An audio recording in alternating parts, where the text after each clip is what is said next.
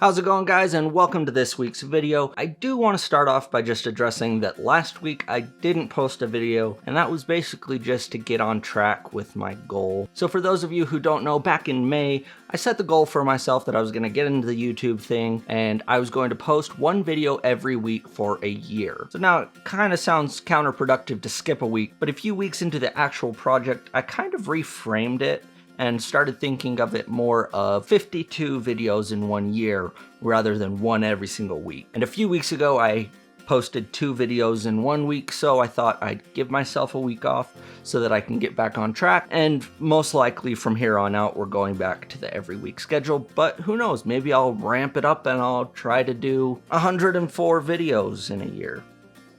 There's still time. But anyway, this week's video is a little bit shorter. I pivoted the direction I was going on this. I had a few other videos in the can, but this last weekend on the channel Pushing Film, Hashem and Sarah actually chose one of my images to critique. And I thought that was super cool, and so I had this idea of what I thought could be another cool video idea.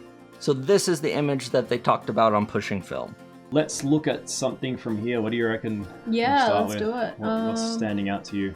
Let's look at that one. Seems a bit interesting. Okay, last one posted. Yeah, pro image. What's that kid doing?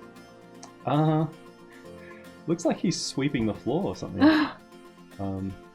Or dragging like a little stick or tennis racket. Yeah. So it looks like... Well, I don't think that's a tennis racket. Yeah, definitely not a tennis racket. Because it's tennis court, but the story to me seems like, you know, ideally, hopefully, this is the guy's dad, the kid and his dad. No, it's just some random dude watching. That would be weird. But yeah, it looks like dad supervising his kid while he's just being a kid. Yeah. And it's an interesting composition from the point of view that obviously whoever took it, so Ry Gordon, he was probably not noticed by either of the subjects in the frame. And it's interesting that the dad's on the other side of the fence too, and the tennis court from this composition, there's probably other people on the court, but it looks empty and like the kid's just there by himself, so it's kind of interesting. And I like the blue of his shirt and how it kind of ties in with the blue sky and the blue court. Yeah. So I don't know why, and this is the first thing that came to mind. It like reminds me a little bit of William Eggleston. Yeah. Yeah, I like the foreground. So the fact that there's a bit of a post maybe here. I didn't even notice that. And there's this foreground, it gives it depth. Yeah, and it's sort of sure. like, it feels like you're spying on these guys. You're kind of in the background observing. Yeah. And that is, I guess, Eggleston was very much like in the background sort of shooter. He didn't really get up in people's faces too much.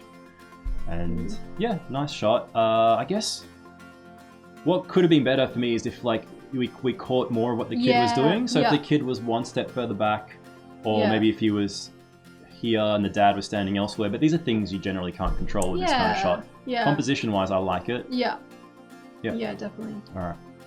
They didn't have any context about the image besides the fact that it was shot on Kodak Pro Image 100. And I really enjoyed their thoughts and kind of the way that they worked their way through the image. And so that's what I want to do for this week's video again, is I just want to present you, my glorious 55 subscribers. Thank you so much, by the way. 55 subscribers.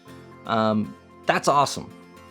That's awesome. I'm so thankful that you're watching my videos. But I wanted to show you the same image with zero context. Unless you follow some of my other social medias, I did kind of talk about this image, but I want to show it to you, and I'd love for you guys in the comments, let me know what this image means, what the story is, if there's a story, if you think it's good, if you think it's crap, whatever. I'd love to just hear your thoughts on this image. The whole thing I wanted to focus on today for this video is the fact that, you know, there's really 2 ways of looking at art, and I think it's kind of relevant today with so many less than pleasurable things coming out about artists and their past, and overall just the kind of changes we've made as a society. Sometimes it's hard to enjoy images as it's connected to the artist, and I think this is kind of a cool topic to talk about, of separating the art from the artist. So like I was saying, you can look at an image as the artist intended it, and that really imbues and embodies the artist and captures the artist in the image. But another way of really looking at art is to take the artist completely out of the situation